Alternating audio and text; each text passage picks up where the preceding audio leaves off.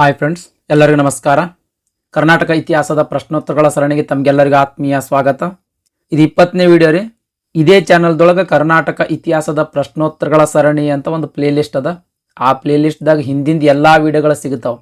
ಯಾರು ಆ ವಿಡಿಯೋಗಳು ನೋಡಿಲ್ಲೋ ಕೂಡಲೇ ಆ ವಿಡಿಯೋಗಳು ಕೂಡ ಒಮ್ಮೆ ನೋಡ್ರಿ ಸ್ನೇಹಿತರೆ. ಈ ವಿಡಿಯೋದೊಳಗೆ ವಿಜಯನಗರ ಸಾಮ್ರಾಜ್ಯ ಚಾಪ್ಟರ್ ಕಂಟಿನ್ಯೂ ಮಾಡ್ತಾ ಇದ್ದೀನಿ ರೀ. ಓಕೆ ರೀ, ವಿಜಯನಗರ ಸಾಮ್ರಾಜ್ಯ ಚಾಪ್ಟರ್ ಕಂಟಿನ್ಯೂ ಮಾಡ್ತಾ ಇದ್ದೀನಿ. ಈ ವಿಜಯನಗರ ಸಾಮ್ರಾಜ್ಯ ಕುರಿತಂತೆ ಈಗಾಗಲೇ 3 ವಿಡಿಯೋಗಳು ಅಪ್ಲೋಡ್ ಮಾಡೇನಿ ರೀ. ಇದು 4ನೇ ವಿಡಿಯೋ ರೀ. ಚಾಪ್ಟರ್ ಭಾಳ ದೊಡ್ಡದ ರೀ. ಓಕೆ ರೀ, ಹಾಗಾಗಿ ಇದು 4ನೇ ವಿಡಿಯೋ. ಇನ್ನು 2 ವಿಡಿಯೋಗಳು ಆಗ್ತಾವೆ ಈ ವಿಜಯನಗರ ಸಾಮ್ರಾಜ್ಯದ ಮೇಲೆ. ಒಟ್ಟು ಇನ್ನೂ 2 ವಿಡಿಯೋಗಳಾಗ್ತವೆ. ಒಟ್ಟು 6 ವಿಡಿಯೋಗಳೊಂದಿಗೆ ವಿಜಯನಗರ ಸಾಮ್ರಾಜ್ಯದ ಅಧ್ಯಾಯ ಕಂಪ್ಲೀಟ್ ಆಗ್ತದೆ ಸ್ನೇಹಿತರೆ. ಓಕೆ ರೀ, ಇನ್ನೂ ಒಂದು ರಿಕ್ವೆಸ್ಟ್ ಏನಂತಂದ್ರೆ ವಿಡಿಯೋ ನೋಡ್ತಾ ನೋಟ್ಸ್ ಮಾಡ್ಕೊಳ್ರಿ. ಓಕೆ ರೀ, ಇನ್ ಕೇಸ್ ನೋಟ್ಸ್ ಮಾಡ್ಕೊಳಕ್ಕೆ ನಿಮ್ಗೆ ಆಗಂಗಿಲ್ಲ ಅಂತಂದ್ರೆ ಸಂಪೂರ್ಣ ಕರ್ನಾಟಕ ಇತಿಹಾಸದ ನೋಟ್ಸ್ ಪ್ರಿಪೇರ್ ಮಾಡೀನಿ. ನೋಟ್ಸ್ದ PDF ಲಿಂಕ್ ಈ ವಿಡಿಯೋದ ಡಿಸ್ಕ್ರಿಪ್ಷನ್ದಾಗ ಕೊಟ್ಟಿರ್ತೀನಿ. ಆ ಲಿಂಕ್ ಮೇಲೆ ಕ್ಲಿಕ್ ಮಾಡೋದ್ರ ಮೂಲಕ ನಾಮಿನಲ್ ಅಮೌಂಟ್ ಪೇ ಮಾಡಿ ನೋಟ್ಸನ್ನು ನೀವು ಡೌನ್ಲೋಡ್ ಮಾಡ್ಕೊಳ್ಬೋದು. ಓಕೆ ರೀ, ವಿಜಯನಗರ ಸಾಮ್ರಾಜ್ಯ ಅಧ್ಯಾಯ ಕಂಟಿನ್ಯೂ ಮಾಡೋಣ ಸ್ನೇಹಿತರೆ. ವಿಜಯನಗರಕ್ಕೆ ಭೇಟಿ ನೀಡಿದ ವಿದೇಶಿ ಪ್ರವಾಸಿಗರ ಬಗ್ಗೆ ನೋಡೋಣ. ಇವರೆಲ್ಲರೂ ವಿಜಯನಗರ ಸಾಮ್ರಾಜ್ಯಕ್ಕೆ ಭೇಟಿ ನೀಡಿರ್ತಕ್ಕಂಥ ವಿದೇಶಿ ಪ್ರವಾಸಿಗರ ಸ್ನೇಹಿತರೆ. ವಿಡಿಯೋ ಪಾಸ್ ಮಾಡಿ ನೋಡ್ರಿ ಸ್ನೇಹಿತರೆ. ಇಲ್ಲಿ ಪ್ರವಾಸಿಗರ ಹೆಸರು ಕೊಟ್ಟಿನಿ.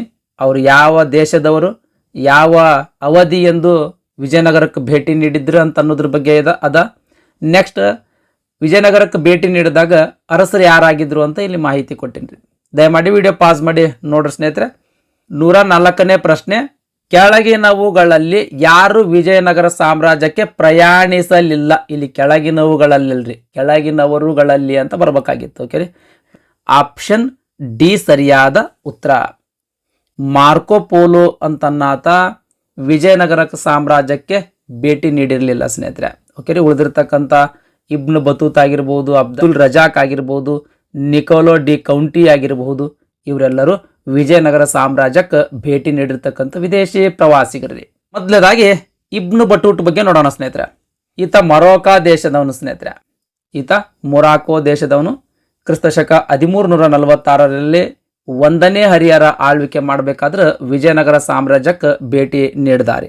ಓಕೆ ರೀ, next Niccolo de county. Actually D ಬರ್ಬೇಕು, ನಿಕೋಲೋ ಡಿ ಕೌಂಟಿ. ಈತ ಇಟಲಿಯ ವೆನೀಸ್ ಪಟ್ಟಣದವನ್ರಿ. ಈ ನಿಕೋಲೋ ಡಿ ಕೌಂಟಿ ಇಟಲಿ ದೇಶದ ವೆನೀಸ್ ಪಟ್ಟಣದವನು. ಈತ ಡಮಾಸ್ಕ್ನಲ್ಲಿ ವ್ಯಾಪಾರವನ್ನು ಮಾಡ್ತಾ ಇದ್ದ. ವೆನೀಸ್ ಪಟ್ಟಣದ ಡಮಾಸ್ಕ್ನಲ್ಲಿ ವರ್ತಕನಾಗಿದ್ದ, ಅಂದ್ರೆ ವ್ಯಾಪಾರಸ್ಥನಾಗಿದ್ದ. ಕ್ರಿಸ್ತಶಕ 1420ರಲ್ಲಿ ವಿಜಯನಗರಕ್ಕೆ ಭೇಟಿ ನೀಡ್ತಾನ್ರಿ. ಈತ ಭೇಟಿ ನೀಡಿರ್ತಕ್ಕಂಥ ಸಂದರ್ಭದಲ್ಲಿ 1ನೇ ದೇವರಾಯ ವಿಜಯನಗರ ಸಾಮ್ರಾಜ್ಯದ ಅರಸನಾಗಿದ್ದಾರೆ. ಈ ನಿಕೋಲೋ ಡಿ ಕೌಂಟಿ ವಿಜಯನಗರ ಸಾಮ್ರಾಜ್ಯ ಕುರಿತಂತೆ ರಾಜಧಾನಿ ಹಂಪಿ, ಅಂದ್ರೆ ವಿಜಯನಗರ ಸಾಮ್ರಾಜ್ಯದ ರಾಜಧಾನಿ ಹಂಪಿ ಅತ್ಯಂತ ದೊಡ್ಡ ನಗರವಾಗಿತ್ತು ಅಂತ ಉಲ್ಲೇಖ ಮಾಡ್ತಾನ್ರಿ. ನೆಕ್ಸ್ಟ್ ರಾಜಧಾನಿಯ ಬಗ್ಗೆ ಇನ್ನೂ ಮಾಹಿತಿ ನೀಡ್ತಾನಾತ. ಏನು ಮಾಹಿತಿ ನೀಡ್ತಾನ? ರಾಜಧಾನಿ 60 ಮೈಲಿ ಸುತ್ತಳತೆಯಾಗಿತ್ತು. ಅದೇ ರೀತಿ ಕಡಿದಾದ ಬೆಟ್ಟಗಳ ಮಧ್ಯೆ ಈ ರಾಜಧಾನಿ ಸ್ಥಾಪನೆಯಾಗಿತ್ತು ಅಂತ ಮಾಹಿತಿ ತಿಳಿಸ್ತಾನ. ನೆಕ್ಸ್ಟ್ ಇಲ್ಲಿ 5 ಲಕ್ಷ ಜನಸಂಖ್ಯೆ ವಾಸ ಮಾಡ್ತಾ ಇದ್ರು. ಆಮೇಲೆ 90,000 ವೀರ ಯೋಧರು ಈ ನಗರದಲ್ಲಿ ಇದ್ರು ಅಂತ ಮಾಹಿತಿ ನೀಡ್ತಾನ. ಅದೇ ರೀತಿ ನಗರದ ಕೋಟೆಯ ಗೋಡೆಗಳ ಬೆಟ್ಟದ ತುದಿಯವರೆಗೂ ಚಾಚಿತ್ತು. ನಗರದ ಕೋಟೆ ಗೋಡೆಗಳೇನದವಲ್ರಿ, ಬೆಟ್ಟದ ತುದಿಯವರೆಗೂ ಕಟ್ಟಲಾಗಿತ್ತು. ಇಲ್ಲಿ ಸತಿ ಸಹಗಮನ ಪದ್ಧತಿ ಮತ್ತು ಬಹುಪತ್ನಿತ್ವಗಳಂತಹ ಅನಿಷ್ಟ ಪದ್ಧತಿಗಳ ರೂಢಿಯಲ್ಲಿ ಇದ್ವು.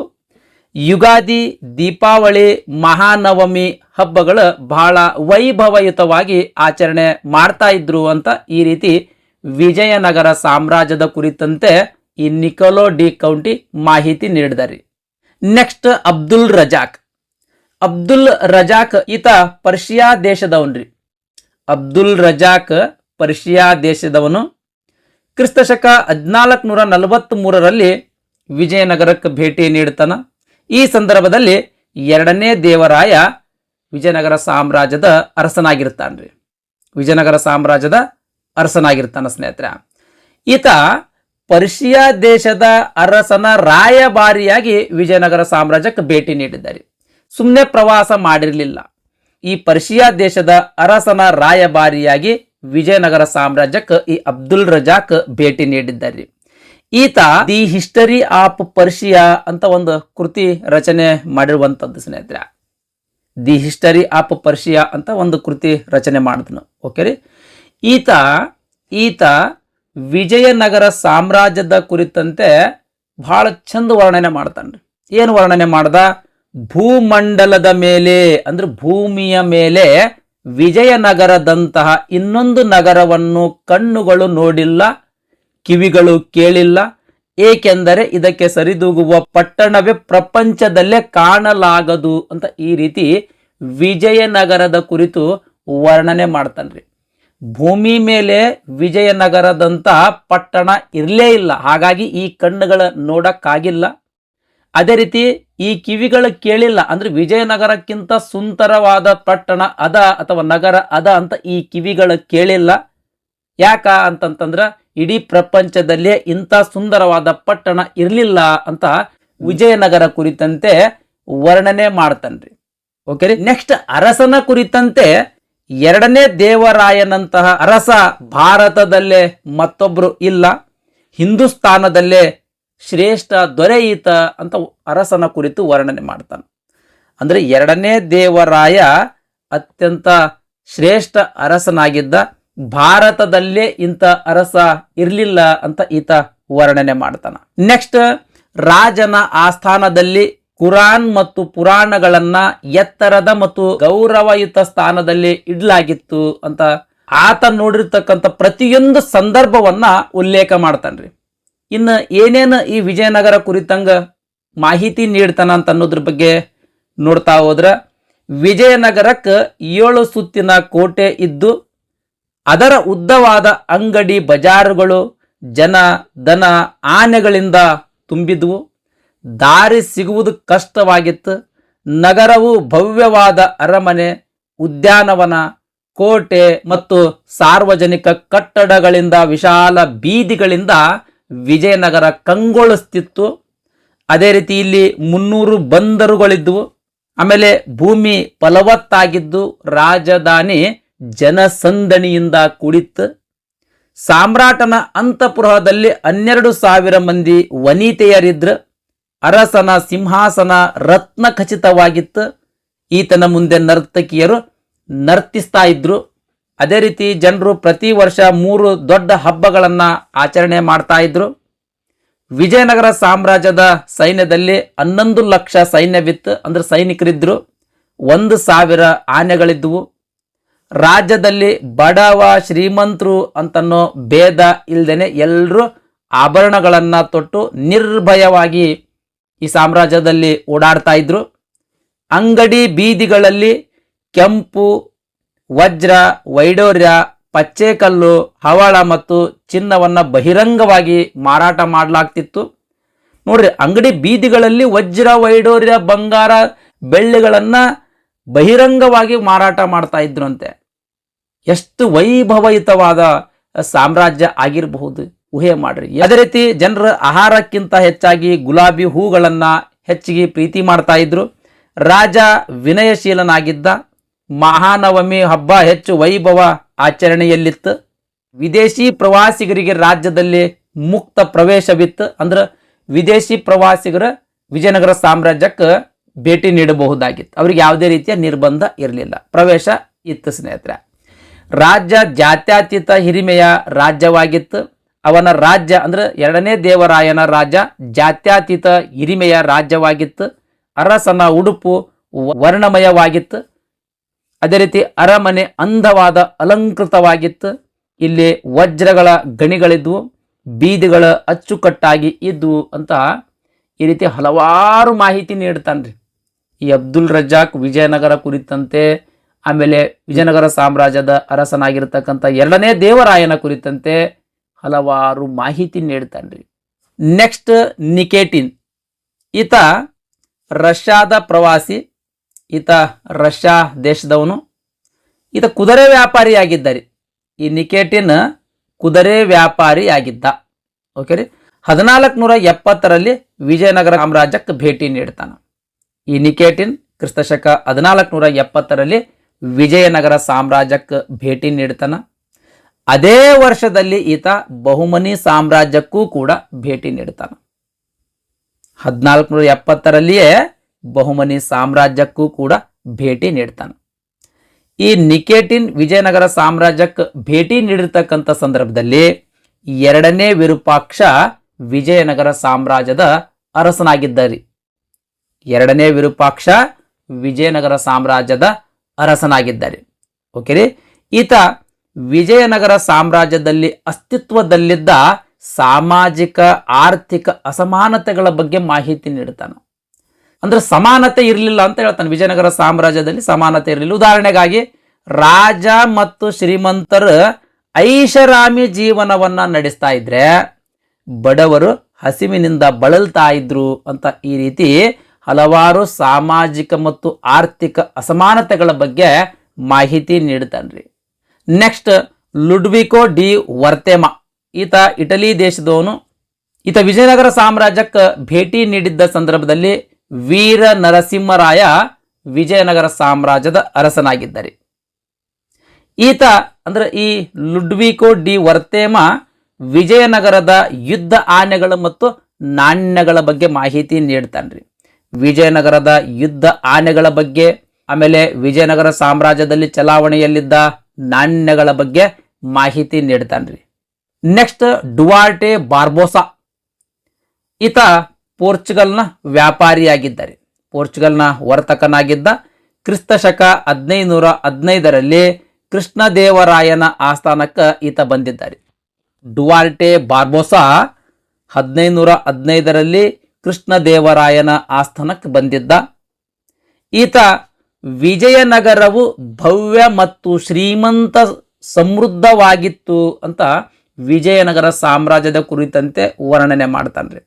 ವಿಜಯನಗರ ಭವ್ಯ ಮತ್ತು ಶ್ರೀಮಂತ ಸಮೃದ್ಧವಾದ ಸಾಮ್ರಾಜ್ಯವಾಗಿತ್ತು ಅಂತ ಮಾಹಿತಿ ನೀಡ್ತಾನ್ರಿ.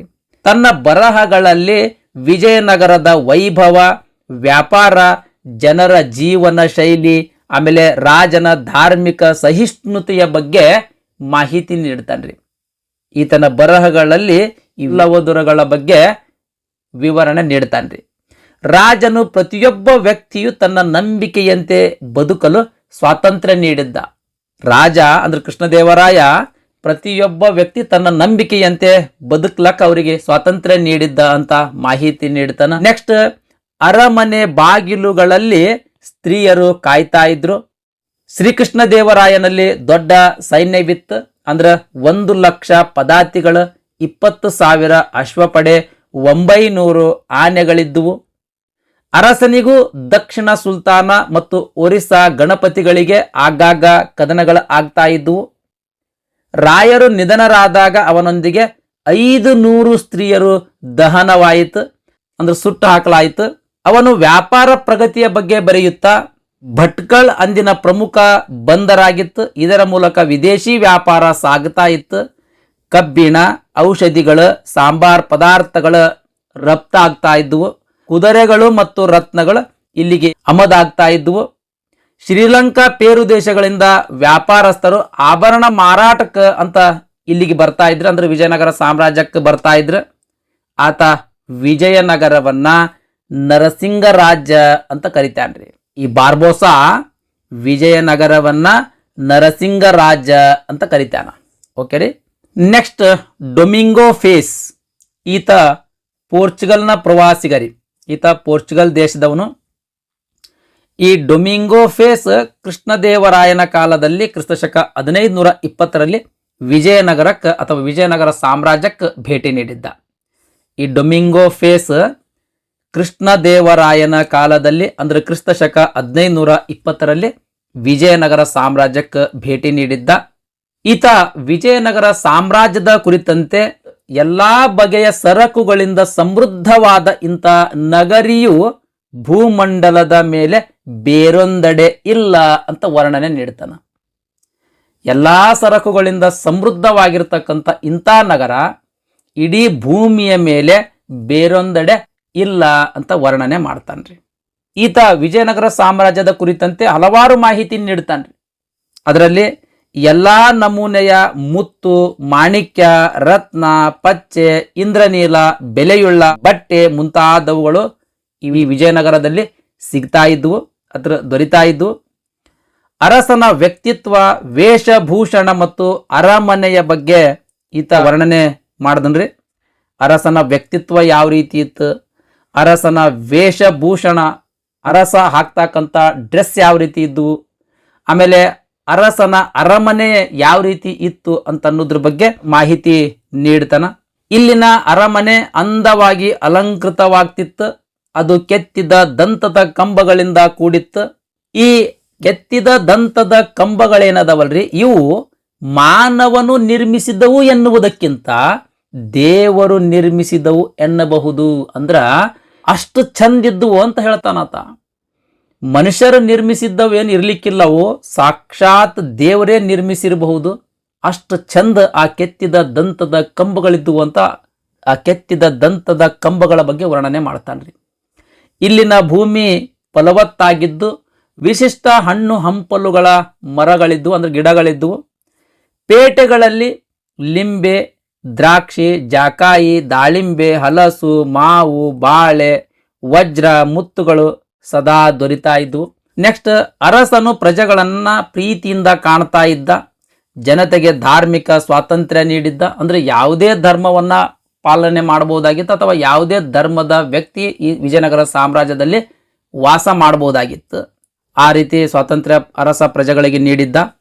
ವಿದೇಶಿ ಪ್ರವಾಸಿಗರು ಬಂದ್ರೆ ಅವರನ್ನ ಆದರದಿಂದ ಬರಮಾಡಿಕೊಂಡು ಅವರ ಯೋಗಕ್ಷೇಮವನ್ನ ವಿಚಾರ ಮಾಡ್ತಾ ಇದ್ದ. ಅವರಿಗೆ ರಾಜ್ಯದಲ್ಲಿ ಮುಕ್ತ ಪ್ರವೇಶವಿತ್ತು ಅಂತ ರಾಜನ ಬಗ್ಗೆ ಮಾಹಿತಿ ನೀಡ್ತಾನ.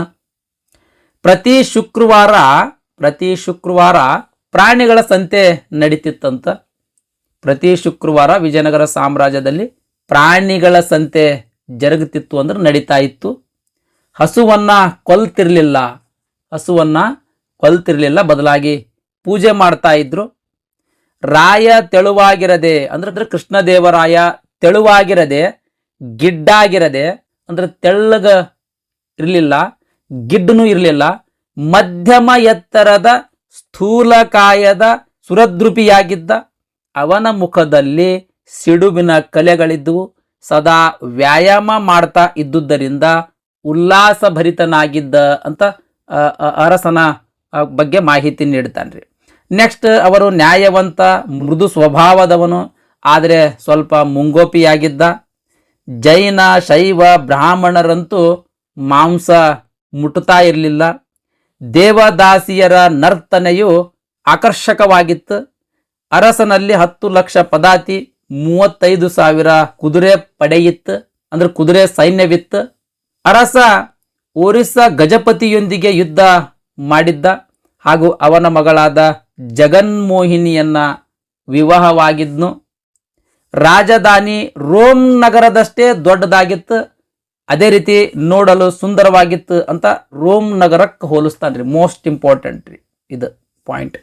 ಈ ಪ್ರವಾಸಿಗ ಏನು ಹೇಳ್ತಾನಂದ್ರ, ವಿಜಯನಗರ ರೋಮ್ ನಗರದಷ್ಟೇ ದೊಡ್ಡದಾಗಿತ್ತು, ಆಮೇಲೆ ರೋಮ್ ನಗರದಷ್ಟೇ ನೋಡಕ್ಕೆ ಸುಂದರವಾಗಿತ್ತು ಅಂತ ವಿಜಯನಗರ ಸಾಮ್ರಾಜ್ಯವನ್ನ ಅಥವಾ ವಿಜಯನಗರವನ್ನ ರೋಮ್ ನಗರಕ್ಕೆ ಹೋಲಿಕೆ ಮಾಡ್ತಾನ್ರಿ.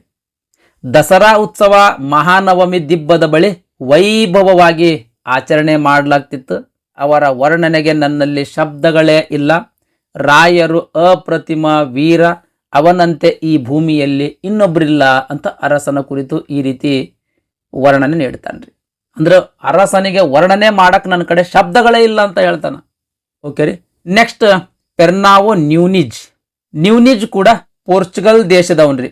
ಈತ 1535ರಲ್ಲಿ ಅಚ್ಯುತರಾಯನ ಆಸ್ಥಾನಕ್ಕೆ ಭೇಟಿ ನೀಡ್ತಾನೆ. ವಿಜಯನಗರ ಸಾಮ್ರಾಜ್ಯದ ರಾಜಕೀಯ ಮತ್ತು ಸಾಂಸ್ಕೃತಿಕ ಚಟುವಟಿಕೆಗಳ ಬಗ್ಗೆ ಮಾಹಿತಿ ನೀಡ್ತಾನೆ. ಈ ನ್ಯೂನಿಜ್ ವಿಜಯನಗರ ಸಾಮ್ರಾಜ್ಯದ ರಾಜಕೀಯ ಹೇಗಿತ್ತು, ಆಮೇಲೆ ವಿಜಯನಗರ ಸಾಮ್ರಾಜ್ಯದಲ್ಲಿರುವಂಥ ಸಾಂಸ್ಕೃತಿಕ ಚಟುವಟಿಕೆಗಳ ಬಗ್ಗೆ ಇನ್ ಡಿಟೇಲ್ ಮಾಹಿತಿ ನೀಡ್ತಾನ್ರಿ.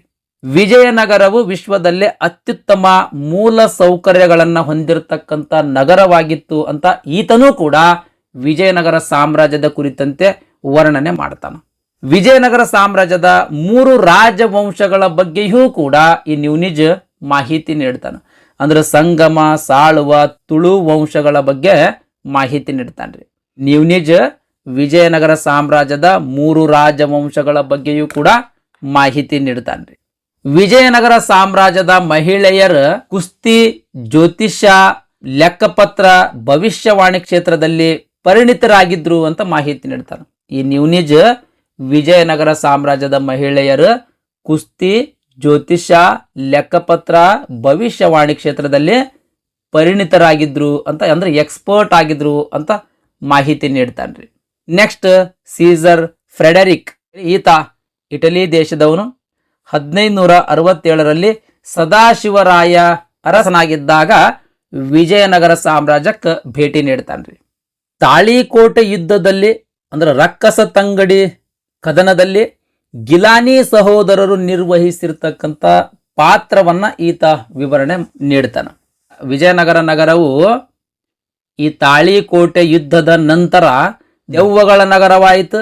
ಅಲ್ಲಿ ಜನರು ವಾಸ ಮಾಡ್ತಿರ್ಲಿಲ್ಲ, ಕೇವಲ ಕಾಡು ಪ್ರಾಣಿಗಳು ಮಾತ್ರ ವಾಸ ಮಾಡ್ತಾ ಇದ್ವು ಅಂತ ಈತ ಮಾಹಿತಿ ನೀಡ್ತಾನ್ರಿ. ಅಂದ್ರ ವಿಜಯನಗರ ಅಷ್ಟು ಭವ್ಯವಾದ ನಗರ ಇರುವಂತದ್ದನ್ನ ತಾಳಿಕೋಟೆ ಕದನದ ನಂತರ ಬಹುಮನಿ ಸುಲ್ತಾನ್ರು ಈ ನಗರವನ್ನ ಕೊಳ್ಳೆ ಹೊಡಿತಾರೆ. 3 ತಿಂಗಳ ಕಾಲ ಸತತವಾಗಿ ಕೊಳ್ಳೆ ಹೊಡಿತಾರೆ. ಆ ನಗರವನ್ನ ನಾಶ ಮಾಡ್ತಾರೆ. ಯಾವ ರೀತಿ ನಾಶ ಮಾಡ್ತಾರಂತಂದ್ರೆ ಜನರಲ್ಲಿ ಬದುಕಕ್ಕೆ ಯೋಗ್ಯವಾಗಿರಬಾರ್ದು, ಆ ರೀತಿ ಆ ನಗರವನ್ನ ನಾಶ ಮಾಡ್ತಾರೆ.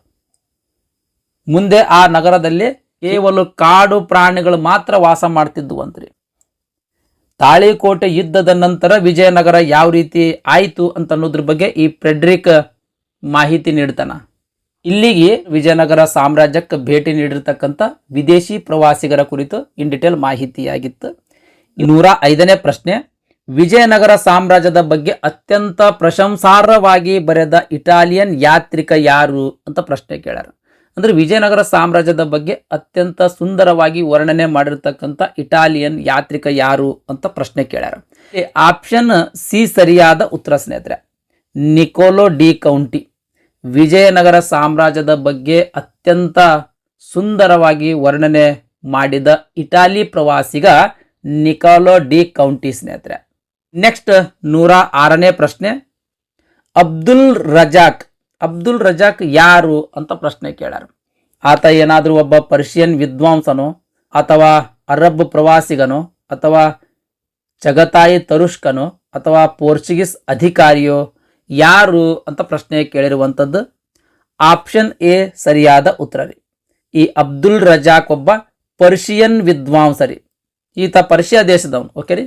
ನೆಕ್ಸ್ಟ್ 107ನೇ ಪ್ರಶ್ನೆ, ನಿಕೋಲೋ ಡಿ ಕೌಂಟಿ, ಇಲ್ಲಿ ಡಿ ಬರ್ಬೇಕ್ರಿ. ನಿಕೋಲೋ ಡಿ ಕೌಂಟಿ ಇಟಾಲಿಯನ್ ಪ್ರವಾಸಿ ವಿಜಯನಗರ ಸಾಮ್ರಾಜ್ಯಕ್ಕೆ ಭೇಟಿ ನೀಡಿದ್ದ ಕಾಲದಲ್ಲಿ ಆಡಳಿತಗಾರ ಯಾರಾಗಿದ್ರು ಅಂತ ಪ್ರಶ್ನೆ ಕೇಳಿರುವಂಥದ್ದು.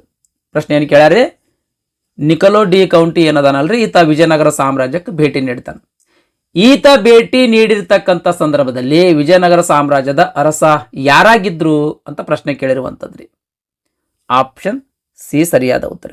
1ನೇ ದೇವರಾಯ ಅರಸನಾಗಿದ್ದಾರೆ.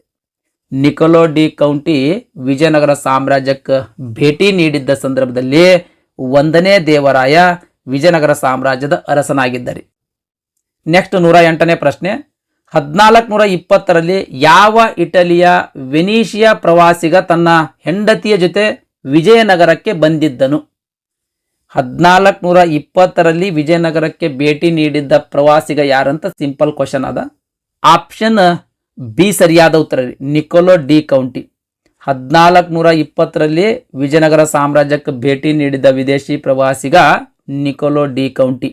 ಈ ನಿಕೋಲೋ ಡಿ ಕೌಂಟಿ ಇಟಲಿ ದೇಶದ ವೆನಿಸ್ ಪಟ್ಟಣದವನು. ಈತ ತನ್ನ ಹೆಂಡತಿಯ ಜೊತೆಗೆ ವಿಜಯನಗರ ಸಾಮ್ರಾಜ್ಯಕ್ಕೆ ಭೇಟಿ ನೀಡಿದ್ದಾರೆ. ಈತ ಭೇಟಿ ನೀಡಿದ್ದ ಸಂದರ್ಭದಲ್ಲಿ 1ನೇ ದೇವರಾಯ ವಿಜಯನಗರ ಸಾಮ್ರಾಜ್ಯದ ಅರಸನಾಗಿದ್ದಾರೆ. ನೆಕ್ಸ್ಟ್ 109ನೇ ಪ್ರಶ್ನೆ, ಪರ್ಷಿಯನ್ ರಾಯಭಾರಿ ಅಬ್ದುಲ್ ರಜಾಕ್ ಈ ಆಸ್ಥಾನಕ್ಕೆ ಬಂದಿದ್ದರು. ಯಾರ ಆಸ್ಥಾನಕ್ಕೆ ಬಂದಿದ್ದರು? ಆಪ್ಷನ್ ಎ ಸರಿಯಾದ ಉತ್ತರ.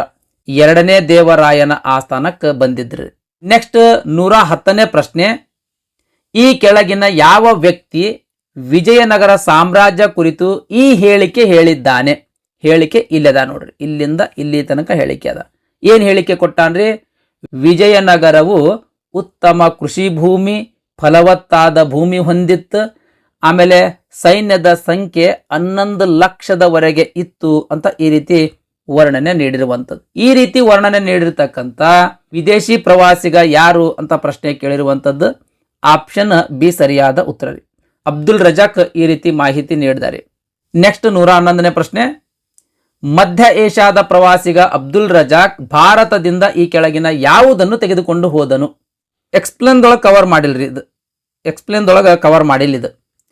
ಅಬ್ದುಲ್ ರಜಾಕ್ ಭಾರತದಿಂದ ತನ್ನ ದೇಶಕ್ಕೆ ಹೋಗಬೇಕಾದ್ರೆ ಈತ ವರ್ಣಚಿತ್ರಗಳನ್ನು ತಗೊಂಡು ಹೋದನಂತ ಸ್ನೇಹಿತರೆ. ಆಪ್ಷನ್ ಸಿ ಸರಿಯಾದ ಉತ್ತರ ಅದಾರಿ. ನೆಕ್ಸ್ಟ್ 112ನೇ ಪ್ರಶ್ನೆ. ಈ ಕೆಳಗಿನ ಯಾವುದು ತಪ್ಪಾದ ಜೋಡಿಯಾಗಿದೆ ಅಂತ ಪ್ರಶ್ನೆ ಕೇಳ್ಯಾನ್ರಿ. ಏನ್ರಿ? ಏನ್ ಹೇಳೋಣ?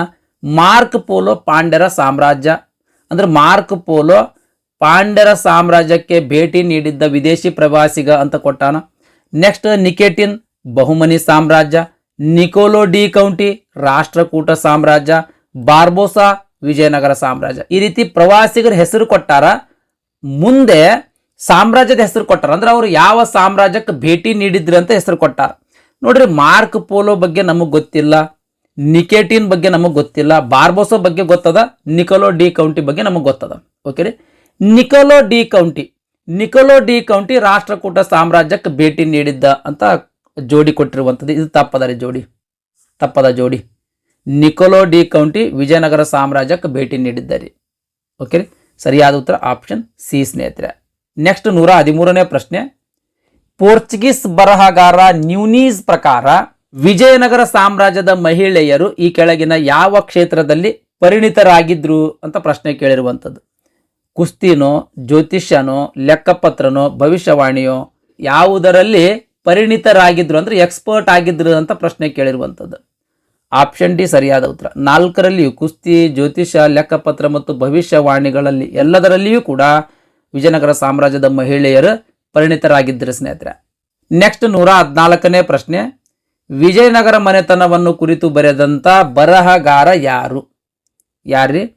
Domingo face. ಆಪ್ಷನ್ ಸಿ ಸರಿಯಾದ ಉತ್ತರ, ಡೊಮಿಂಗೋ ಫೇಸ್. ನೆಕ್ಸ್ಟ್ 115ನೇ ಪ್ರಶ್ನೆ. ಮಧ್ಯಕಾಲೀನ ಪ್ರವಾಸಿ ಡೊಮಿಂಗೋ ಫೇಸ್ ಯಾವ ನಗರವನ್ನು ವಿವರಿಸಿದರು? ವಿಜಯನಗರವನ್ನ. ಆಪ್ಷನ್ ಬಿ ಸರಿಯಾದ ಉತ್ತರ. ವಿಜಯನಗರ ಸಾಮ್ರಾಜ್ಯಕ್ಕೆ ಭೇಟಿ ನೀಡಿ ಆ ವಿಜಯನಗರ ಕುರಿತಂತೆ ಮಾಹಿತಿಯನ್ನ ನೀಡ್ತಾರೆ. ನೆಕ್ಸ್ಟ್ 116ನೇ ಪ್ರಶ್ನೆ. ನ್ಯೂನೀಸ್ ಎಂಬ ಪೋರ್ಚುಗೀಸ್ ಪ್ರವಾಸಿ ಇವನ ಆಳ್ವಿಕೆಯಲ್ಲಿ ವಿಜಯನಗರಕ್ಕೆ ಭೇಟಿ ಕೊಟ್ಟನು. ಈ ನ್ಯೂನೀಸ್ ಯಾರ ಆಳ್ವಿಕೆಯ ಸಮಯದಲ್ಲಿ ವಿಜಯನಗರ ಸಾಮ್ರಾಜ್ಯಕ್ಕೆ ಭೇಟಿ ಕೊಟ್ಟಿದ್ದ ಅಂತ ಪ್ರಶ್ನೆ ಕೇಳಿರುವಂಥದ್ದು. ಆಪ್ಷನ್ ಡಿ ಸರಿಯಾದ ಉತ್ತರ. ಅಚ್ಯುತರಾಯನ ಆಳ್ವಿಕೆಯ ಸಮಯದಲ್ಲಿ ನ್ಯೂನೀಸ್ ವಿಜಯನಗರ ಸಾಮ್ರಾಜ್ಯಕ್ಕೆ ಭೇಟಿ ಕೊಟ್ಟಿದ್ದಾರೆ. ನೆಕ್ಸ್ಟ್ 117ನೇ ಪ್ರಶ್ನೆ. ಪೋರ್ಚುಗೀಸ್ ಬರಹಗಾರ ನ್ಯೂನೀಸ್ ಪ್ರಕಾರ ವಿಜಯನಗರ ಸಾಮ್ರಾಜ್ಯದ ಮಹಿಳೆಯರು ಈ ಕೆಳಗಿನ ಯಾವ ಕ್ಷೇತ್ರದಲ್ಲಿ ಪರಿಣಿತರಾಗಿದ್ದರು? ಕ್ವಶನ್ ರಿಪೀಟ್ ಆಗಿದೆ ಸ್ನೇಹಿತರೆ, ಈಗಾಗಲೇ ಈ ಕ್ವಶನ್ ಕವರ್ ಮಾಡಿರುವಂಥದ್ದು. ನೆಕ್ಸ್ಟ್ 118ನೇ ಪ್ರಶ್ನೆ.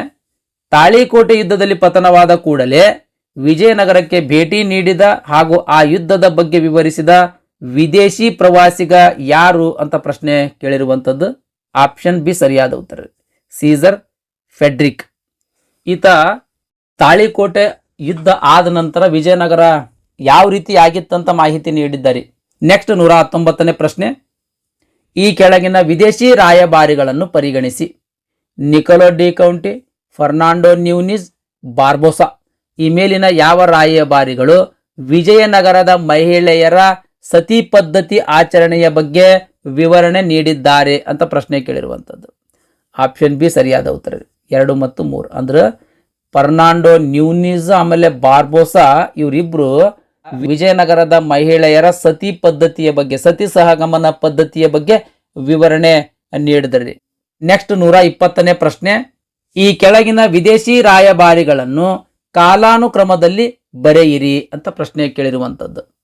ಫಸ್ಟ್ ಇಬ್ನ್ ಬಟೂಟ್ ಬರ್ತಾನ್ರಿ, ಈತ ಆದ ನಂತರ ಅಬ್ದುಲ್ ರಜಾಕ್, ಆಮೇಲೆ ಬಾರ್ಬೋಸಾ, ಲಾಸ್ಟಿಗೆ ನಿಕೋಲೋ ಡಿ ಕೌಂಟಿ.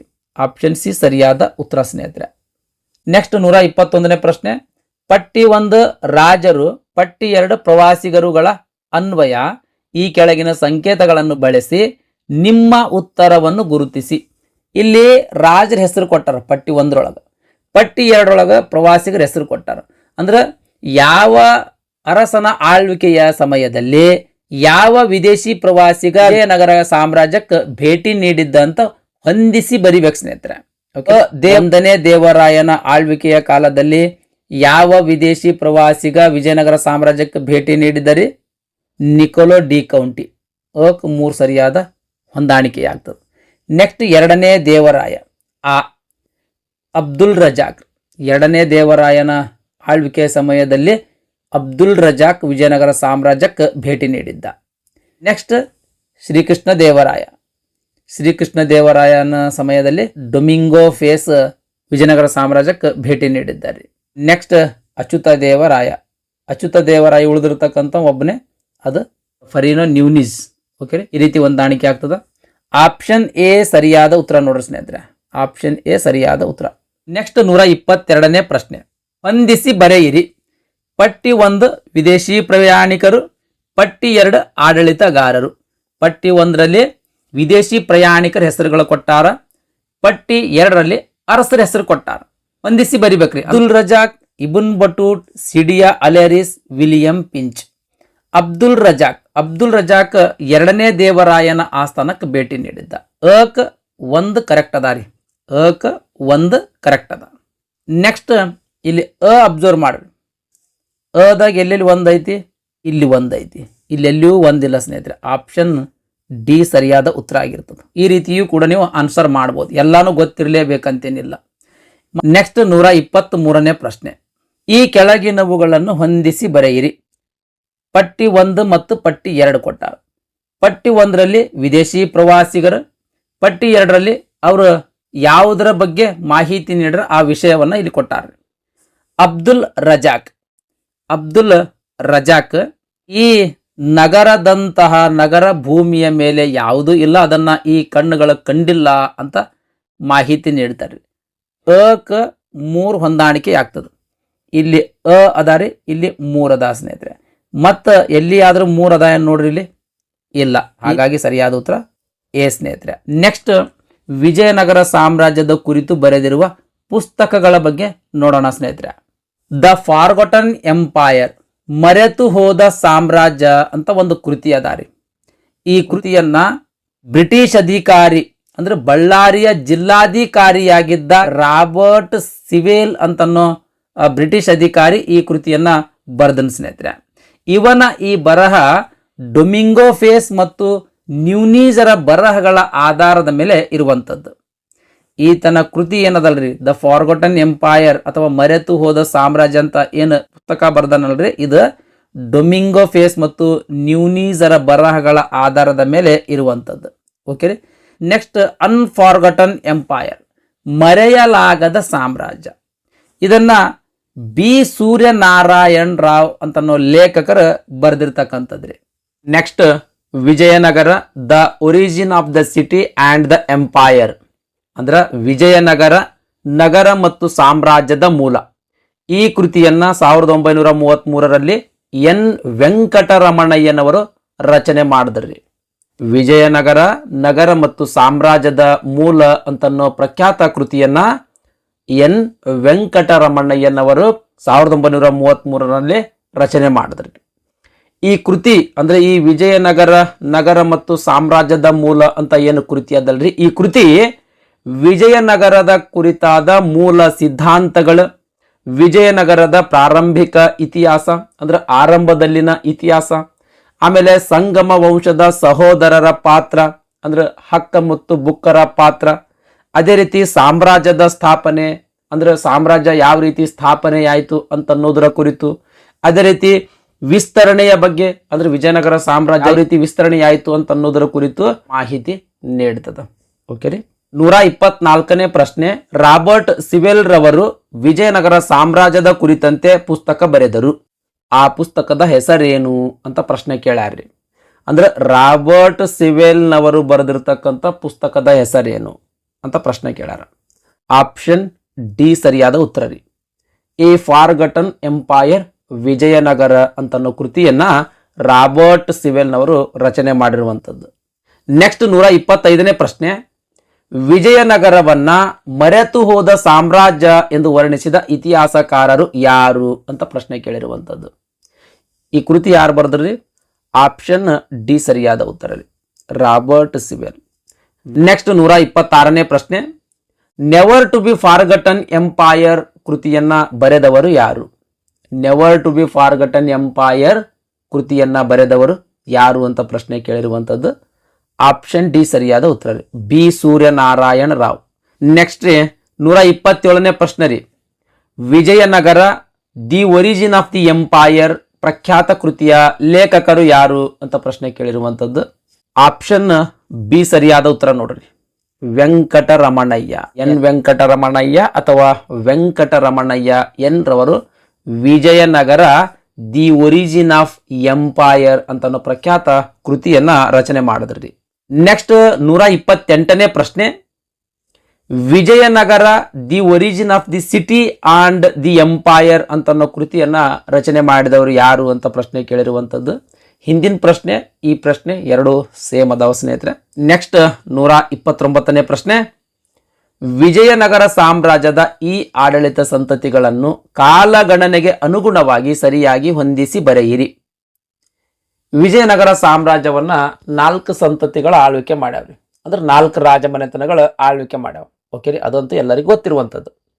ಯಾವ ರಾಜಮನೆತನ ಮೊದಲು ವಿಜಯನಗರ ಸಾಮ್ರಾಜ್ಯ ಆಳ್ವಿಕೆ ಮಾಡಿತು, ಆ ರಾಜಮನೆತನ ಆದ ಮೇಲೆ ಯಾವ ರಾಜಮನೆತನ ವಿಜಯನಗರ ಸಾಮ್ರಾಜ್ಯವನ್ನ ಆಳ್ವಿಕೆ ಮಾಡಿತ್ತು ಅಂತ ಅನ್ನೋದರ ಕುರಿತು ಕಾಲಾನುಕ್ರಮದಲ್ಲಿ ಜೋಡಿಸ್ಬೇಕ್ರಿ, ಕಾಲಾನುಕ್ರಮದಲ್ಲಿ ಬರೆಯಿರಿ ಅಂತ ಪ್ರಶ್ನೆ ಕೇಳ್ಯಾರ. ಓಕೆ ರೀ, ವಿಜಯನಗರ ಸಾಮ್ರಾಜ್ಯ ಆಳ್ವಿಕೆ ಮಾಡಿದ ಮೊದಲ ರಾಜವಂಶ ಯಾವ್ದ್ರಿ?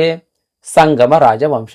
ಹಾಗಾದ್ರೆ ಆಪ್ಷನ್ದೊಳಗ ಫಸ್ಟಿಗೆ 3 ಅಂತ ಕೊಡ್ಬೇಕು. ಇಲ್ಲಿ ಸಂಗಮ ವಂಶ ಅದ. ಓಕೆ ರೀ, 3 ಐತಿ ನೋಡ್ರಿ, ಇಲ್ಲದ. ಓಕೆ ರೀ, ಈ ಆನ್ಸರ್ ಬಿ ತಪ್ಪದ, ಆನ್ಸರ್ ಡಿ ತಪ್ಪದ. ಈ ಎರಡರೊಳಗೆ ಯಾವ್ದಾದ್ರು ಒಂದು ಆನ್ಸರ್ ಇರ್ತದೆ, ಎ ಅಥವಾ ಸಿ ಒಳಗೆ ಯಾವ್ದಾದ್ರು ಒಂದು ಆನ್ಸರ್ ಇರ್ತದೆ. ಓಕೆ ರೀ, ಸಂಗಮ ಸಂತತಿ ಆದ ನಂತರ ಯಾವ ಸಂತತಿ ಅಥವಾ ಯಾವ ರಾಜಮನೆತನ ವಿಜಯನಗರ ಸಾಮ್ರಾಜ್ಯ ಆಳ್ವಿಕೆ ಮಾಡಿರುವಂಥದ್ರಿ? ಸಂಗಮ ಸಂತತಿ ಆದ ನಂತರ ಯಾವ ಸಂತತಿ ಅಥವಾ ಯಾವ ರಾಜಮನೆತನ ಆಳ್ವಿಕೆ ಮಾಡ್ತ್ರಿ? ಸಾಳುವ ಸಂತತಿ, ಸಾಳುವ ರಾಜಮನೆತನ. 3 ಆದ ತಕ್ಷಣ 4 ಎಲ್ಲದ ನೋಡ್ರಿ, ಸಿ ಒಳಗೆ 1 ಅದ. ಹಾಗಾಗಿ ಸಿ ತಪ್ಪದ, ಉಳಿದಿರ್ತಕ್ಕಂಥ ಒಂದೇ ಆಪ್ಷನ್ ಎ ಸರಿಯಾದ ಉತ್ತರ.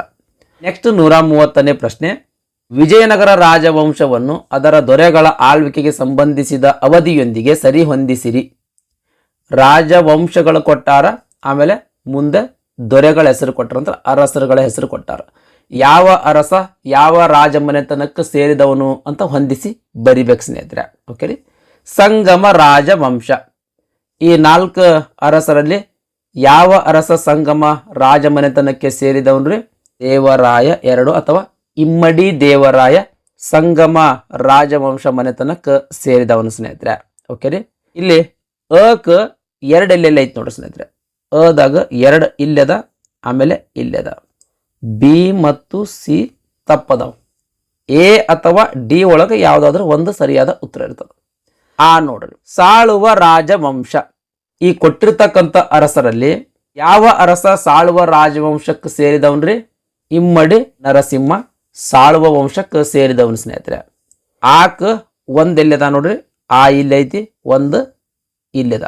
ಓಕೆ ರೀ, ಸರಿಯಾದ ಉತ್ತರ ಆಪ್ಷನ್ ಡಿ ಸ್ನೇಹಿತರೆ. ಸರಿಯಾದ ಉತ್ತರ ಆಪ್ಷನ್ ಡಿ. ನೆಕ್ಸ್ಟ್ 131ನೇ ಪ್ರಶ್ನೆ, ಈ ಮನೆತನ ವಿಜಯನಗರದ ಸಾಮ್ರಾಜ್ಯವನ್ನ ಆಳಲಿಲ್ಲ.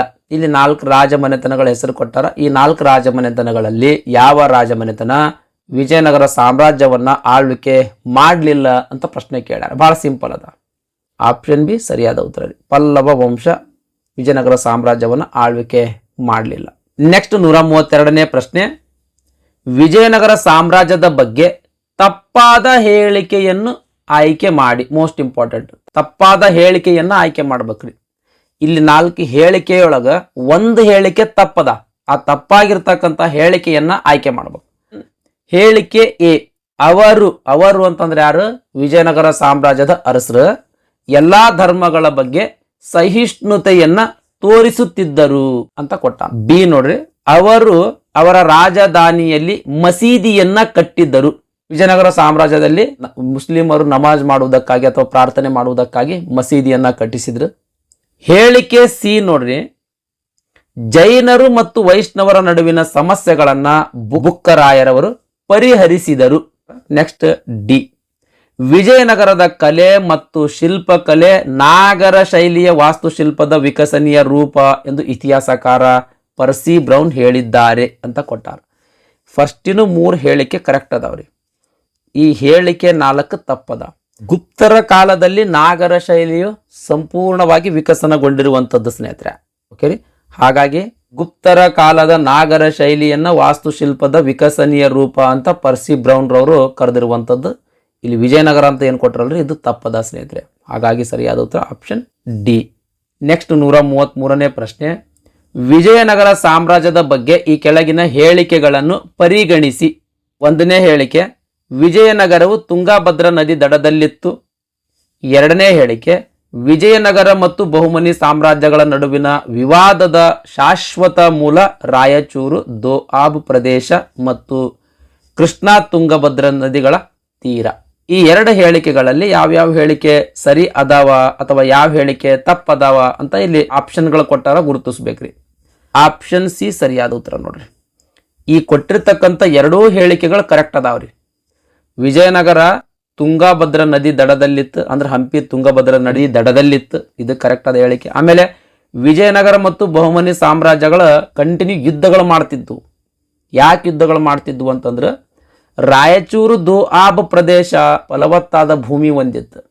ಈ ರಾಯಚೂರು ದೋಆಬ್ ಪ್ರದೇಶದ ಒಡೆತನಕ್ಕಾಗಿ ಅದರ ಜೊತೆಗೆ ಈ ಕೃಷ್ಣಾ ತುಂಗಾಭದ್ರಾ ನದಿಗಳ ತೀರದ ಒಡೆತನಕ್ಕಾಗಿ ಈ 2 ಸಾಮ್ರಾಜ್ಯಗಳ ನಡುವೆ ಕಂಟಿನ್ಯೂ ಆಗಿ ಯುದ್ಧ ನಡೀತಾ ಇದ್ದು ಸ್ನೇಹಿತರೆ. ಹಾಗಾಗಿ 2 ಹೇಳಿಕೆಗಳು ಸರಿಯದಾವ. ನೆಕ್ಸ್ಟ್ 134ನೇ ಪ್ರಶ್ನೆ, ಕೆಳಗಿನವುಗಳನ್ನು ಹೊಂದಿಸಿ. ಇಲ್ಲಿ ಅರಸನ ಹೆಸರು ಕೊಟ್ಟಾರ, ಇಲ್ಲಿ ಅವರು ಮರಣ ಹೊಂದಿರತಕ್ಕಂಥ ಇಸ್ವಿ ಕೊಟ್ಟಾರ, ವರ್ಷ ಕೊಟ್ಟಾರ. ಇವುಗಳನ್ನು ಹೊಂದಿಸಿ ಬರಿಬೇಕು ಸ್ನೇಹಿತರೆ. ಹರಿಹರನ ಸಾವು. ಹರಿಹರನ ಸಾವು ಯಾವಾಗ ಆಯ್ತು ಸ್ನೇಹಿತರೆ? 1356ರಲ್ಲಿ ಆಯ್ತು. ಹರಿಹರನ ಸಾವು 1356ರಲ್ಲಿ ಆಯ್ತು. ಓಕೆ ರೀ. 1ರಲ್ಲಿ ಈ ಇಲ್ಲದ ಈ 2 ಆಪ್ಷನ್ಗಳು ತಪ್ಪದಾವ. 2ರೊಳಗೆ ಯಾವುದಾದ್ರೂ ಒಂದು ಸರಿಯಾದ ಉತ್ತರ ಇರ್ತದ್ರಿ. ಓಕೆ ರೀ. ನೆಕ್ಸ್ಟ್ ದೇವರಾಯನ ಸಾವು. ದೇವರಾಯ ಯಾವಾಗ ಮರಣ ಹೊಂದಿದ್ರಿ? 1422. 2ಕ್ಕೆ ಕರೆಕ್ಟ್ ಅದ ರೀ.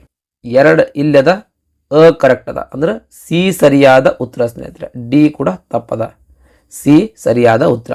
ನೆಕ್ಸ್ಟ್ 135ನೇ ಪ್ರಶ್ನೆ, ಹೊಂದಿಸಿ ಬರೆಯಿರಿ. ಪಟ್ಟಿ 1 ಆಮೇಲೆ ಪಟ್ಟಿ 2. ಪಟ್ಟಿ 1ರಲ್ಲಿ ಅರಸರ ಹೆಸರು ಕೊಟ್ಟಾರ, ಪಟ್ಟಿ 2ರಲ್ಲಿ ವಿಶೇಷತೆಗಳನ್ನು ಕೊಟ್ಟಾರ ಸ್ನೇಹಿತರೆ. ಹೊಂದಿಸಿ ಬರಿಬೇಕು. ಕೃಷ್ಣದೇವರಾಯ ತೆಲುಗು ಕವಿತೆಗಳನ್ನು ಬರೆದನು ಸ್ನೇಹಿತರೆ, ತೆಲುಗು ಕೃತಿಗಳನ್ನು ಬರೆದ್ರು.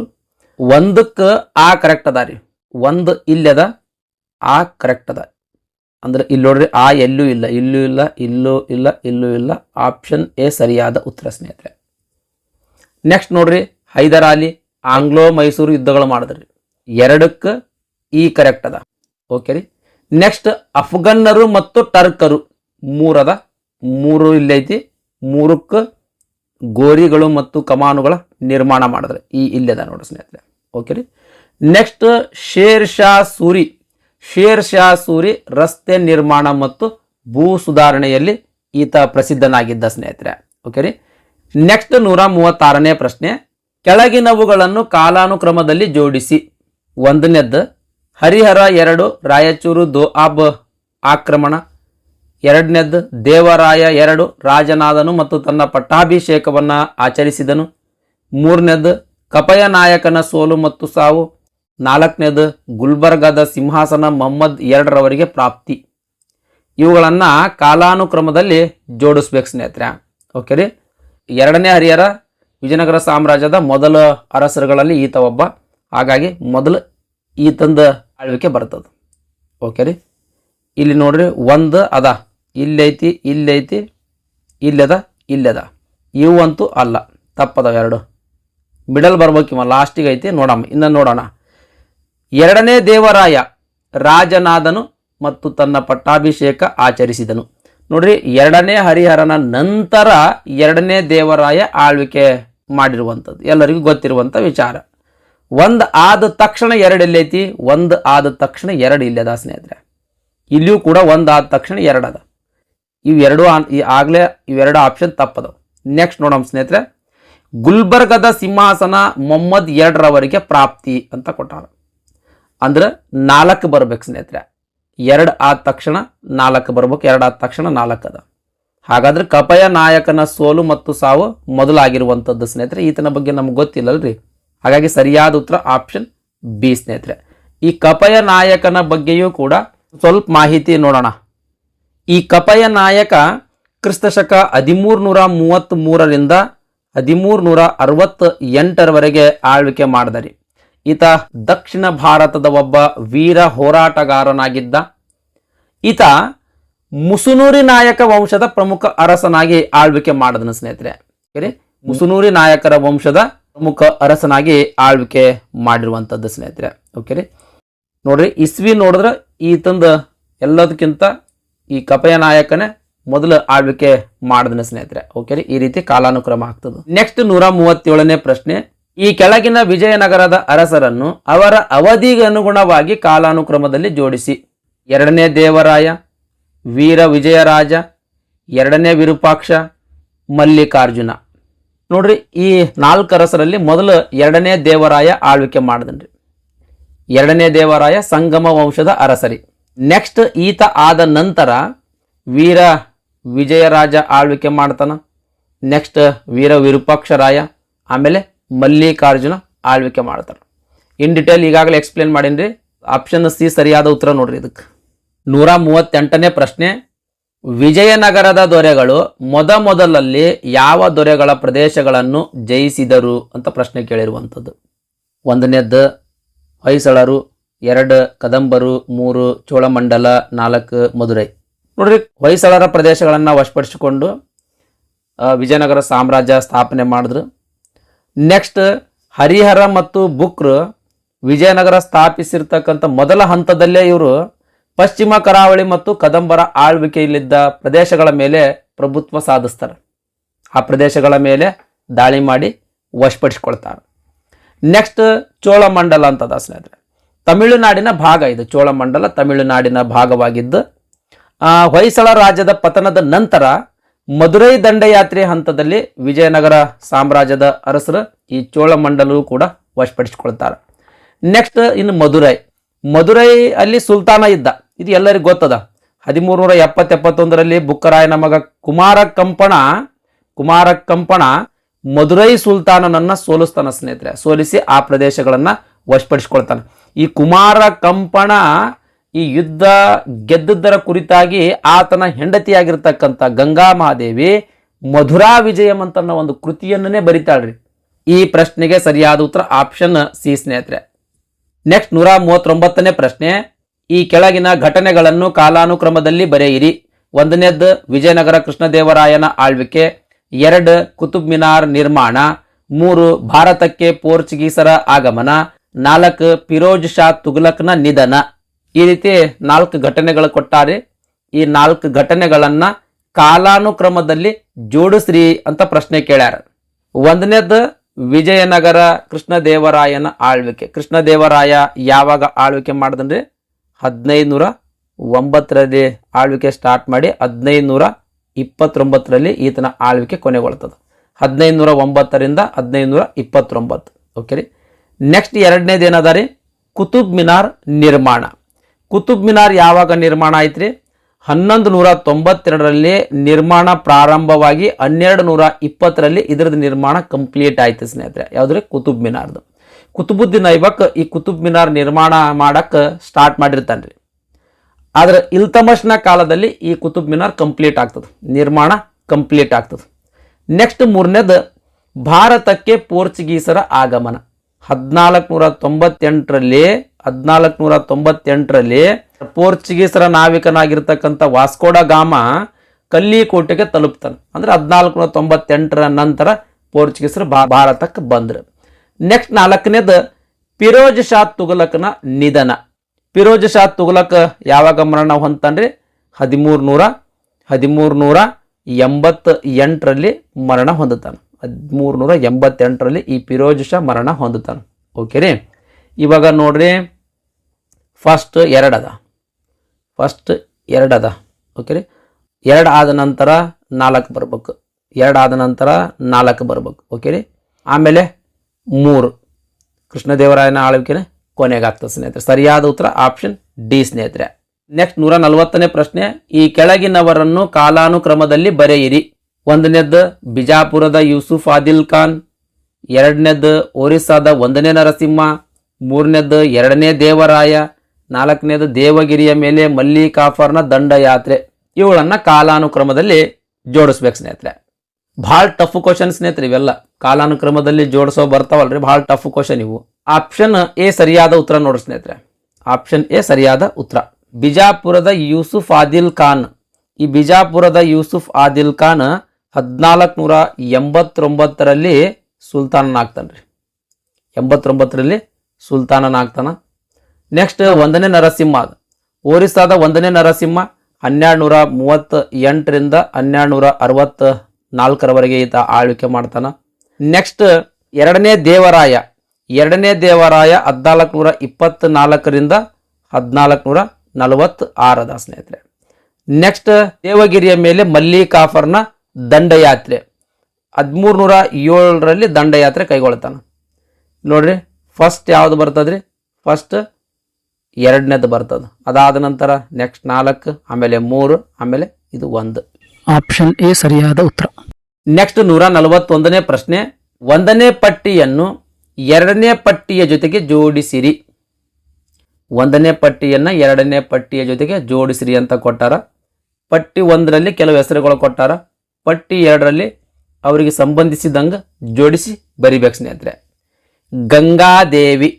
ಗಂಗಾದೇವಿ ಅವರು ಯಾರ್ರಿ? ಇವರು ಕಂಪಣರಾಯನ ಮಡದಿ ಸ್ನೇಹಿತರೆ. ಮಧುರಾ ವಿಜಯಂ ಅಂತನೋ ಕೃತಿಯನ್ನ ರಚನೆ ಮಾಡ್ತಾರೆ. ಇದಕ್ಕೆ ವೀರ ಕಂಪಣ್ಣರಾಯ ಚರಿತಂ ಅಂತನೂ ಕರೀತಾರೆ. ಈ ಕೃತಿಗೆ ವೀರ ಕಂಪಣ್ಣರಾಯ ಚರಿತಂ ಅಂತನೂ ಕೂಡ ಕರೀತಾರೆ. ಇನ್ ಡಿಟೇಲ್ ಮಾಹಿತಿ ಇವ್ರ ಬಗ್ಗೆ ನೋಡೋಣ ಸ್ನೇಹಿತರೆ. ಅಕ 3 ಹೊಂದಾಣಿಕೆ ಆಗ್ತದ್ರಿ. ಇಲ್ಲಿ ಅ ಅದ, ಇಲ್ಲಿ 3 ಅದ, ಇಲ್ಲಿ 3 ಅದ. ಅಂದ್ರೆ ಎ ಮತ್ತು ಬಿ 2 ತಪ್ಪದವ. ಸಿ ಅಥವಾ ಡಿ 2ರೊಳಗೆ ಯಾವುದಾದ್ರೂ ಒಂದು ಸರಿಯಾದ ಉತ್ತರ ಆಗಿರುವಂಥದ್ದು ಸ್ನೇಹಿತರೆ. ನೆಕ್ಸ್ಟ್ ಅನ್ನಪೂರ್ಣ ದೇವಿ. ಅನ್ನಪೂರ್ಣ ದೇವಿ. ಈ ಅನ್ನಪೂರ್ಣ ದೇವಿಯ ಮತ್ತೊಂದು ಹೆಸರು ಜಗನ್ಮೋಹಿನಿ ಅಂತ ಅದ ಸ್ನೇಹಿತರೆ. ಇವರು ಅನ್ನಪೂರ್ಣ ದೇವಿ ಕೃಷ್ಣದೇವರಾಯರ ಮಡದಿಯವರು ಸ್ನೇಹಿತರೆ, ಹೆಂಡತಿ ಅಥವಾ ರಾಣಿ.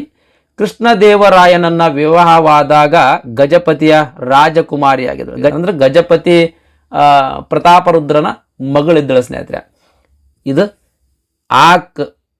5 ಕರೆಕ್ಟ್ ಆಗ್ತದೆ ಸ್ನೇಹಿತರೆ. ಆ ಇಲ್ಲದ 5 ಇಲ್ಲೇ ಆಗ್ತದೆ. ಸಿ ಕೂಡ ತಪ್ಪದ. ಸರಿಯಾದ ಉತ್ತರ ಆಪ್ಷನ್ ಡಿ ಸ್ನೇಹಿತರೆ. ಓಕೆ ರೀ. ಗಂಗಾದೇವಿ, ಇವರಿಗೆ ಗಂಗಾಂಬಿಕಾ ಅಂತಲೂ ಕೂಡ ಕರಿತಾ ಇದ್ರು. ಗಂಗಾದೇವಿಯವರನ್ನ ಗಂಗಾಂಬಿಕಾ ಅಂತಲೂ ಕೂಡ ಕರಿತಾ ಇದ್ರು. 14ನೇ ಶತಮಾನದ ಪ್ರಸಿದ್ಧ ಸಂಸ್ಕೃತ ಕವಿಯತ್ರಿಯಾಗಿದ್ರು. ಆಮೇಲೆ ವಿಜಯನಗರ ಸಾಮ್ರಾಜ್ಯದ ರಾಜಕುಮಾರಿಯಾಗಿದ್ರು ಇವರು. ಗಂಗಾದೇವಿಯವರು ವಿಜಯನಗರ ಸಾಮ್ರಾಜ್ಯದ ರಾಜಕುಮಾರಿಯಾಗಿದ್ರು. ಇವರು ವಿಜಯನಗರ ಸಾಮ್ರಾಜ್ಯದ ಅರಸನಾದ 1ನೇ ಬುಕ್ಕರಾಯನ ಮಗನಾದ ಕುಮಾರ ಕಂಪಣ್ಣನ ಪತ್ನಿರಿ. 1ನೇ ಬುಕ್ಕರಾಯನ ಮಗ ಕುಮಾರ ಕಂಪಣ ಅಂತ ಇದ್ದ, ಆತನ ಹೆಂಡತಿಯ ಈ ಗಂಗಾ ಮಹಾದೇವಿ. ಅಂದ್ರೆ 1ನೇ ಬುಕ್ಕರಾಯನ ಸೊಸೆರಿ ಇವರು. 1ನೇ ಬುಕ್ಕರಾಯನ ಸೊಸೆರಿ ಇವರು. ಓಕೆ ರೀ. ಈ ಗಂಗಾ ಮಹಾದೇವಿಯ ಗುರುಗಳ ಹೆಸರು ವಿಶ್ವನಾಥ ಅಂತನೋ ಕವಿ ಸ್ನೇಹಿತರೆ. ಈ ಗಂಗಾದೇವಿ ವಾರಂಗಲ್ ಕಾಕತಿಯ ರಾಜವಂಶಕ್ಕೆ ಸೇರಿದವರು. ವಾರಂಗಲ್ನ ಕಾಕತಿಯರ ರಾಜವಂಶಕ್ಕೆ ಸೇರಿದವರು ಅಂತ ಇತಿಹಾಸಕಾರರು ಹೇಳ್ತಾರ. ಇವರ ಬರೆದ ಪ್ರಸಿದ್ಧ ಸಂಸ್ಕೃತ ಕಾವ್ಯ ಅಂತಂದ್ರೆ ಅದು ಮಧುರಾ ವಿಜಯಂ. ಮಧುರ ವಿಜಯಂ ಅಂತನೋ ಕೃತಿ ಇವರು ಬರೆದಿರ್ತಕ್ಕಂಥ ಒಂದು ಪ್ರಖ್ಯಾತ ಕೃತಿ ಸ್ನೇಹಿತರೆ. ಇದಕ್ಕೆ ವೀರ ಕಂಪಣ್ಣರಾಯ ಚರಿತಂ ಅಂತಲೂ ಕೂಡ ಕರೀತಾರೆ.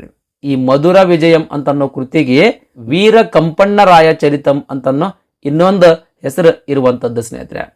ಈ ಕಾವ್ಯ ಕುಮಾರ ಕಂಪಣ್ಣನು ಮಧುರೈ ಸುಲ್ತಾನರನ್ನ ಸೋಲಿಸಿ ಅಲ್ಲಿನ ಹಿಂದೂ ಧರ್ಮ ಮತ್ತು ದೇವಾಲಯಗಳನ್ನ ರಕ್ಷಿಸಿದ ಐತಿಹಾಸಿಕ ವಿಜಯವನ್ನ ವರ್ಣಿಸ್ತದ್ರಿ. ಈ ಮಧುರಾ ವಿಜಯಂ ಕೃತಿ ಮಧುರೈ ಸುಲ್ತಾನರನ್ನ ವೀರ ಕಂಪಣ್ಣ ಸೋಲಿಸಿ ಹಿಂದೂ ಧರ್ಮ ಮತ್ತು ದೇವಾಲಯಗಳನ್ನ ರಕ್ಷಿಸಿದ ಕುರಿತಾದ ಐತಿಹಾಸಿಕ ವಿಜಯವನ್ನ ವರ್ಣಿಸ್ತದೆ ಸ್ನೇಹಿತರೆ. ನೆಕ್ಸ್ಟ್ ಅನ್ನಪೂರ್ಣ ದೇವಿ. ಅನ್ನಪೂರ್ಣ ದೇವಿ ಇವರು ಕಳಿಂಗ ಅಂದ್ರೆ ಒರಿಸ್ಸಾದ ಗಜಪತಿ ವಂಶದ ಅರಸ ಪ್ರತಾಪರುದ್ರ ದೇವನ ಮಗಳರಿಗೆ. ಈ ಅನ್ನಪೂರ್ಣ ದೇವಿ ಪ್ರತಾಪರುದ್ರ ದೇವನ ಮಗಳು ಸ್ನೇಹಿತರೆ. ಓಕೆ ರೀ. ಕೃಷ್ಣದೇವರಾಯ ಗಜಪತಿ ರಾಜನ ಮೇಲೆ ಯುದ್ಧ ಮಾಡ್ತಾನ. ಕಳಿಂಗ ದಂಡಯಾತ್ರೆ ಮಾಡಿರುವಂತ ಸಂದರ್ಭದಲ್ಲಿ ಈ ಗಜಪತಿ ರಾಜನ ಮೇಲೆ ಯುದ್ಧ ಮಾಡ್ತಾನ.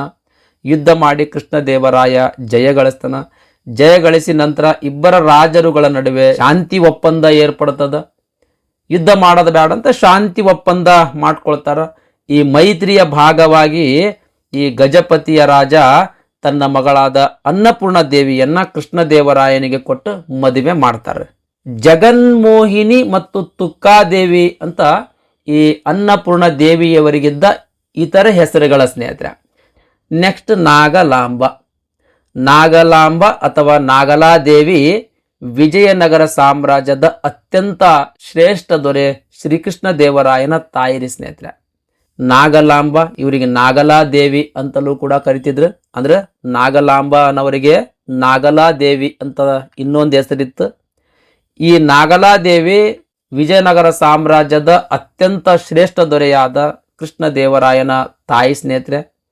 ನಾಗಲಾಂಬ ಇವರು ವಿಜಯನಗರ ತುಳುವ ವಂಶದ ನರಸನಾಯಕನ ಪತ್ನಿರಿ. ತುಳುವ ವಂಶದ ನರಸನಾಯಕನ ಹೆಂಡತಿಯಾಗಿದ್ರು. ಇವರು ಆಂಧ್ರ ಪ್ರದೇಶದ ಚಿತ್ತೂರು ಜಿಲ್ಲೆಯ ಚಂದ್ರಗಿರಿ ಸಮೀಪದವರಾಗಿದ್ರು. ಈ ನಾಗಲಾದೇವಿಯವರು ಎಲ್ಲಿನವ್ರಿ? ಆಂಧ್ರ ಪ್ರದೇಶದ ಚಿತ್ತೂರು ಜಿಲ್ಲೆಯ ಚಂದ್ರಗಿರಿಯ ಸಮೀಪದಲ್ಲಿರುವಂಥ ಒಂದು ಪ್ರದೇಶದವರು. ಕೃಷ್ಣದೇವರಾಯರು ತಮ್ಮ ತಾಯಿಯ ಮೇಲಿನ ಅಪಾರ ಪ್ರೀತಿ ಮತ್ತು ಗೌರವಕ್ಕಾಗಿ ಹಂಪಿಯ ಸಮೀಪ ನಾಗಲಾಪುರ ಅಂತ ಒಂದು ಪ್ರದೇಶವನ್ನ, ಒಂದು ನಗರವನ್ನ ನಿರ್ಮಾಣ ಮಾಡ್ತಾನೆ. ಈ ನಾಗಲಾಪುರ ನಗರದ ಪ್ರಸ್ತುತ ಹೆಸರೇ ಹೊಸಪೇಟೆ ಸ್ನೇಹಿತರೆ. ಈ ಹೊಸಪೇಟೆ ಅಂತನೋ ನಗರವನ್ನ ನಿರ್ಮಾಣ ಮಾಡಿದವರು ಯಾರೇ? ಶ್ರೀಕೃಷ್ಣ ದೇವರಾಯ. ತನ್ನ ತಾಯಿಯ ಪ್ರೀತಿ ಮತ್ತು ಗೌರವಕ್ಕಾಗಿ ಹೊಸಪೇಟೆ ಅಂತನೋ ನಗರವನ್ನ ನಿರ್ಮಾಣ ಮಾಡ್ತಾನ. ಇದರ ಐತಿಹಾಸಿಕ ಹೆಸರು ನಾಗಲಾಪುರ ಸ್ನೇಹಿತರೆ. ಓಕೆ ರೀ. ಆಮೇಲೆ ಅದೇ ರೀತಿ ಆಂಧ್ರದ ನಾಗಲಾಪುರಂನಲ್ಲಿರುವ ಪ್ರಸಿದ್ಧ ವೇದನಾರಾಯಣ ದೇವಾಲಯವನ್ನೂ ಕೂಡ ತನ್ನ ತಾಯಿಯ ಸ್ಮರಣಾರ್ಥವಾಗಿ ನಿರ್ಮಾಣ ಮಾಡ್ತಾನೆ ಸ್ನೇಹಿತರೆ. ಓಕೆ ರೀ. ಇದಿಷ್ಟು ವಿಜಯನಗರ ಸಾಮ್ರಾಜ್ಯದ ರಾಜಕೀಯ ಇತಿಹಾಸದ ಕುರಿತು ಸಂಪೂರ್ಣ ಮಾಹಿತಿಯಾಗಿತ್ತು ಸ್ನೇಹಿತರೆ. ಓಕೆ ರೀ. ನೆಕ್ಸ್ಟ್ ನಾವು ವಿಜಯನಗರ ಸಾಮ್ರಾಜ್ಯದ ಸಾಧನೆಗಳ ಬಗ್ಗೆ ಇನ್ ಡಿಟೇಲ್ ಚರ್ಚೆ ಮಾಡೋಣ ಸ್ನೇಹಿತರೆ. ಅಂದ್ರೆ ಆಡಳಿತ ವ್ಯವಸ್ಥೆ ಹ್ಯಾಂಗಿತ್ತು, ಸಾಮಾಜಿಕ ಮತ್ತು ಧಾರ್ಮಿಕ ವ್ಯವಸ್ಥೆ ಯಾವ ರೀತಿ ಇತ್ತು, ಆಮೇಲೆ ಆರ್ಥಿಕ ಸ್ಥಿತಿಗತಿ ಯಾವ ರೀತಿ ಇತ್ತು, ಶಿಕ್ಷಣ ವ್ಯವಸ್ಥೆ ಯಾವ ರೀತಿ ಇತ್ತು, ಆಮೇಲೆ ಸಾಹಿತ್ಯಕ್ಕೆ ಇವ್ರ ಕೊಡುಗೆಗಳೇನು, ಆಮೇಲೆ ಕಲೆ ಮತ್ತು ವಾಸ್ತುಶಿಲ್ಪದೊಳಗೆ ವಿಜಯನಗರ ಸಾಮ್ರಾಜ್ಯದ ಕೊಡುಗೆಗಳೇನು ಅಂತ ಅನ್ನೋದ್ರ ಕುರಿತು ನೆಕ್ಸ್ಟ್ ವಿಡಿಯೋದೊಳಗೆ ನಾವು ಡಿಸ್ಕಸ್ ಮಾಡೋಣ ಸ್ನೇಹಿತರೆ. ಈ ವಿಡಿಯೋ ನಿಮ್ಗೆ ಇಷ್ಟ ಆಗಿತ್ತು ಅಂದ್ರೆ ದಯಮಾಡಿ ಲೈಕ್ ಬಟನ್ ಮೇಲೆ ಪ್ರೆಸ್ ಮಾಡ್ರಿ. ಅದೇ ರೀತಿ ನಿಮ್ಮ ಫ್ರೆಂಡ್ಸರಿಗೂ ಕೂಡ ಶೇರ್ ಮಾಡಿರಿ ಅಂತ ವಿನಂತಿಸಿಕೊಳ್ತಾ ಇವತ್ತಿನ ವಿಡಿಯೋ ಮುಗಿಸ್ತಾ ಇದ್ದೀನಿ. ಧನ್ಯವಾದಗಳು.